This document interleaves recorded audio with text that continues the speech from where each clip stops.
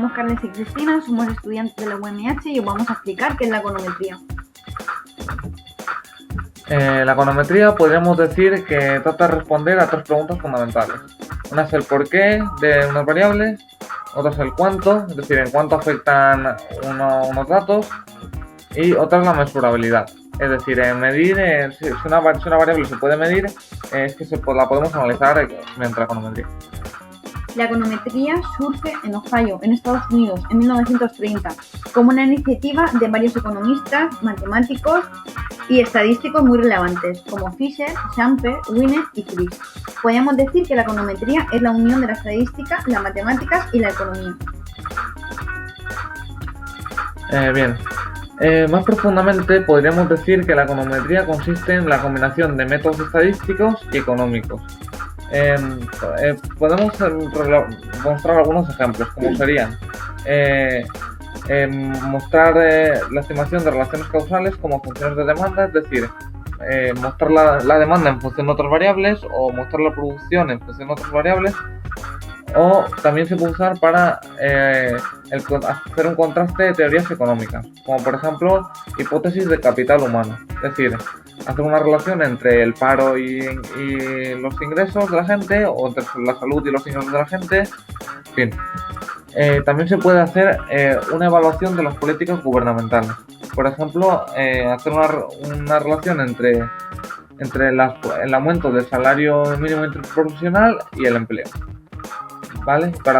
Luego podríamos predecirlo con el modelo. Aquí podemos ver un gráfico que compara la tasa de crecimiento de número de trabajadores y el crecimiento del PIB. ¿Qué es el PIB? El PIB es la principal medida que se utiliza para medir la riqueza de un país y también se conoce como renta nacional. Normalmente, si el PIB crece, se considera un logro y si disminuye, se considera bastante malo. En esta gráfica podemos ver la relación entre el PIB y el crecimiento anual afiliados a la seguridad social. Cuanto más afiliados hay, más crece el PIB y también al contrario, cuanto menos afiliados hay, menos trabajadores, menos crece el PIB. Bien, para la estimación de relaciones causales utilizamos unos datos de Estados Unidos de las tasas de mortalidad entre 1970 y 2000 en el consumo de alcohol y las tasas de impuestos sobre el alcohol. Lo que queremos averiguar es si los impuestos sobre el consumo de alcohol salvan vidas. Después de hacerlo, averiguamos que al duplicar el consumo de alcohol aumenta la mortalidad en un 23%.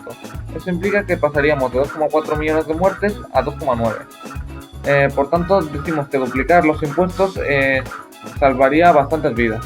En total, 16.000 vidas por año. Los datos económicos pueden ser no experimentales y los modelos económicos pueden ser simples o sofisticados. Los datos económicos no experimentales son: los individuos son libres y autoseleccionan en grupos, por ejemplo, nivel educativo, ocupación, etc. Precisamente la econometría tiene en cuenta esas circunstancias, es decir, tener en cuenta el comportamiento del individuo y de sus propias decisiones. En el modelo simple significa que tenemos pocas variables y en el modelo sofisticado significa que tenemos muchas variables. Bien. Aquí tenemos un modelo que hemos dicho anteriormente del capital humano, en el que tratamos de relacionar los niveles de estudio alcanzados por los españoles y la probabilidad de estar en paro. Entonces, vemos que los analfabetos en España tendrían un 52% de probabilidad de estar en paro. Es decir, más de la mitad lo normal es que estuvieran parados. La gente con niveles de primaria incompleta estaría casi prácticamente la mitad de la gente en paro. Pero, por ejemplo, una persona con educación superior, es decir, carrera o así, lo normal es que solo el 15% estuvieran en paro. Es decir, vemos que se ve una relación claramente entre que cuanto más nivel educativo tenga una persona, menor probabilidad tiene de estar en paro. Vale, aquí teníamos un ejemplo de política.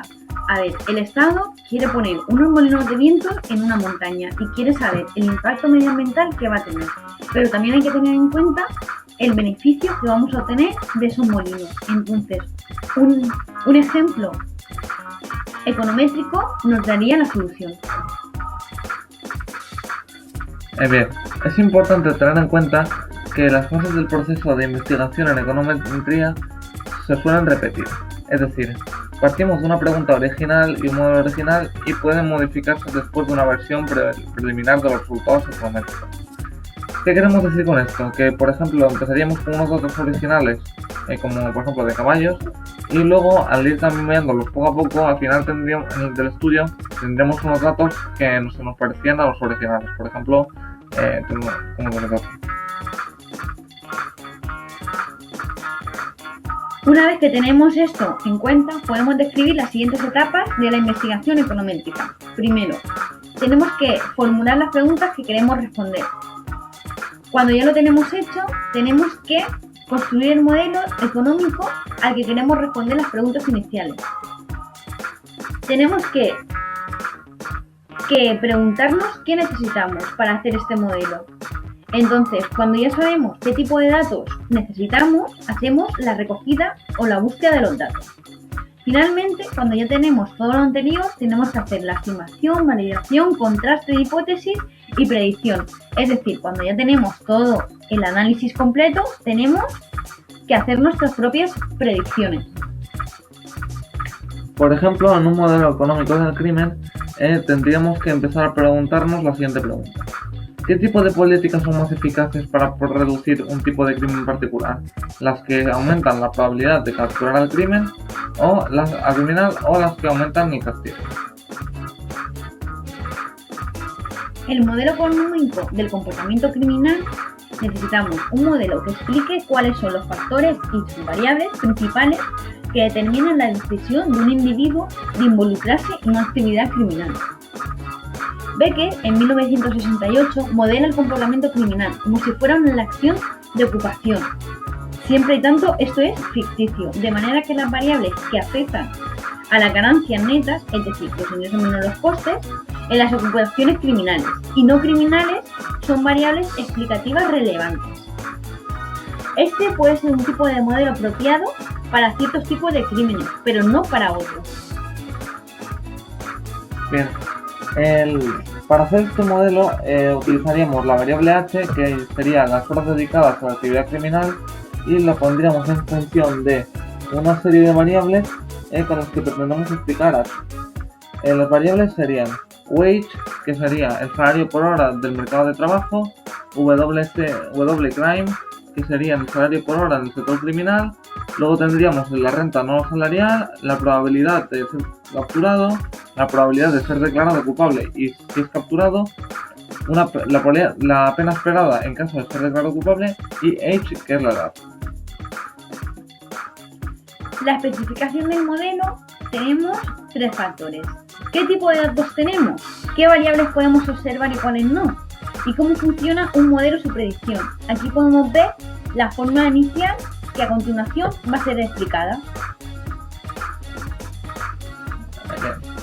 Supongamos que tenemos para un año correspondiente a ciudades españolas un subíndice C, donde por ejemplo Madrid sería C1, C2 sería Barcelona, C3 sería Sevilla, es decir, tenemos para cada C una distinta. Bien, también tenemos las betas, podemos ver ahí beta 0, beta 1, beta 2 hasta beta 5, que estos son los parámetros que tenemos que estimar y los que nos van a proporcionar qué grado de importancia tiene cada variable en la H. Luego tenemos la variable U sub C, que la variable U sub C representa las variables inobservables para el económetro. Ejemplo, salario por hora en el sector criminal, entre otros.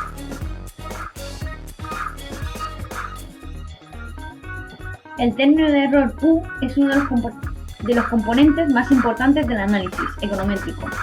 Imponer ciertas condiciones sobre el error es crucial para que el modelo sea bueno. Tenemos que determinar si el error nos sale muy alto, tenemos que tomar un tipo de decisión, y si el error sale muy bajo, tenemos que tomar otra.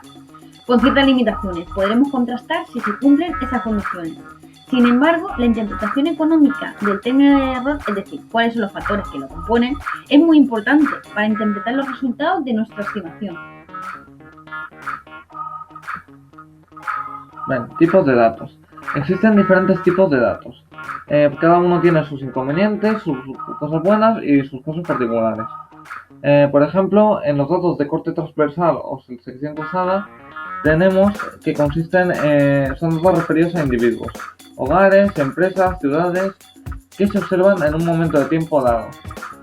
Normalmente suponemos que esos datos se obtienen por muestreo aleatorio. ¿Qué significa esto? Que los obtenemos de forma elegidos al azar. Aunque en ocasiones, hay que decirlo, la muestra no es aleatoria, es decir, no lo podemos elegir al azar.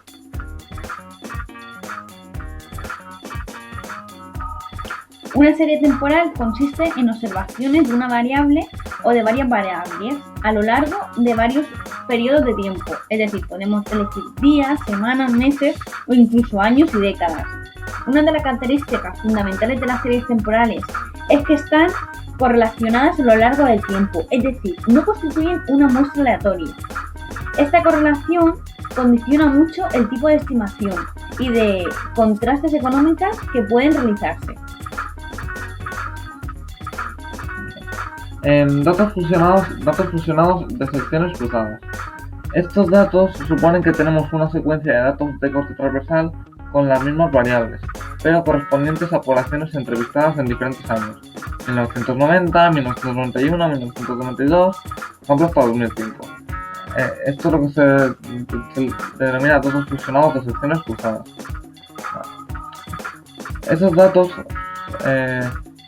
son útiles si queremos si queremos analizar la evolución a lo largo del tiempo de la distribución de ciertas variables como los salarios, rentas de los hogares, etc.